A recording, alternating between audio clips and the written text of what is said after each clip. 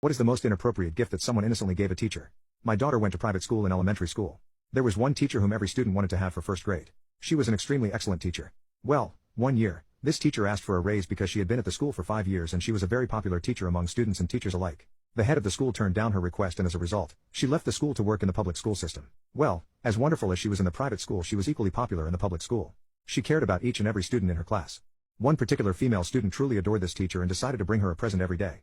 This present was a pretty white rock. The teacher put the rocks one next to the other around the perimeter of her desk. Pretty soon, the teacher had to make a second row of these pretty rocks. But they were pretty and she wanted to honor the students, so there they sat on her desk. One day, the school invited the local police to visit with the students in their classrooms. Just a basic, "Hi, we are your friends. If you ever need help, don't be afraid to ask a police officer because we are here to help you." Then they allowed the students to ask questions. After 10 minutes of answering questions, it was time for the students to go outside for recess. Once the students were outside, one of the policemen pulled the teacher aside and asked her about her rock collection. The teacher innocently replied, "They are pretty, aren't they?